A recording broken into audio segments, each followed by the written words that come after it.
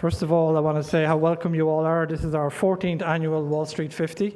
Well, it really is a big Irish family here, but we don't need a lot of space, right? I think that this year's honorees are probably the best and the brightest Irish America has ever had the pleasure of celebrating. Our first special guest here tonight is a young man I got to know when he was first mayor of Baltimore, and we think there's a real shot he will be the next Irish American who will run for president of the United States, probably around 2016.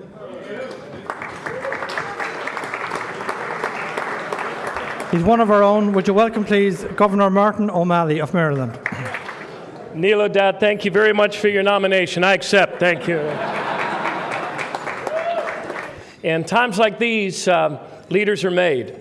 And all of you have had to work very, very hard. You've had to look into the eyes of your own organizations and tell them that there's a better day over the next horizon. I leave you with this last little anecdote to tell you the difference between a successful banker, investor, financial leader, and someone who runs for office.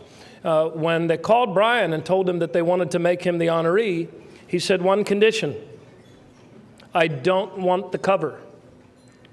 When 5 years ago they called me, I said, one condition: only if I get the cover.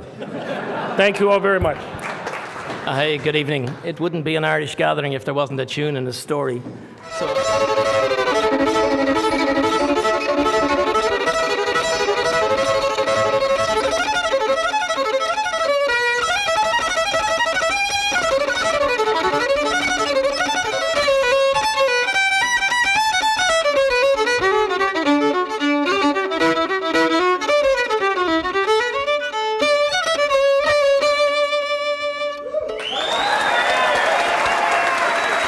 The Irish national anthem recognises the Americans, recognises those from afar. The words are Buin Dor Slew, Hartin Darhani Kun, the children of Ireland who have come from a land far beyond the waves. And our main honoree tonight, Brian Ruane, is an outstanding example of that, what I would call Irish and Irish-American patriotism. I noticed I didn't get the same introduction that Patricia gave. Dan, handsome Dan on the cover, or Governor O'Malley, who's easy on the eyes, but that's okay. I'm good with numbers. It's a great honor to be here with you this evening to celebrate and recognize the success of fellow Irish Americans who work here in finance in the United States, and to accept the award on behalf of my firm, BNY Mellon.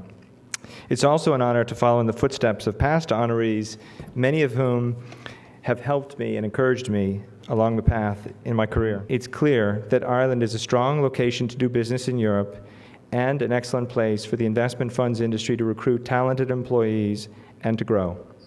It's supported by a solid regulatory environment, an equitable tax structure, and it's also clear that the hedge fund market is getting larger by the day. Going forward, in my opinion, Ireland will remain a centerpiece to this ever-changing global financial services environment, albeit one that offers significant change and opportunity, particularly within the growing hedge fund and private equity servicing worlds. At least as it relates to this industry, the outlook is quite bright. Thank you. I want to thank Brian Ruane for his very kind remarks about what is happening in Ireland and for the confidence that he has expressed in our country.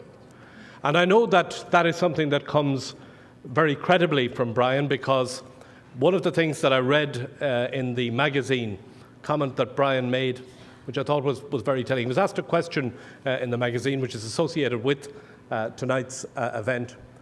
What advice would he give to young people in Ireland today? And his advice was to be positive.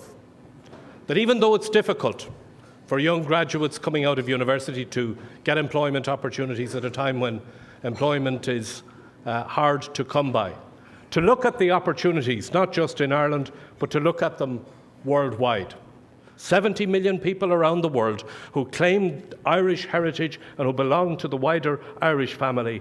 We will contribute in a positive way to the challenges that face our globe and that face our world, and make our contribution, and we will do it proudly and keep the Irish flag flying. Thank you very much indeed.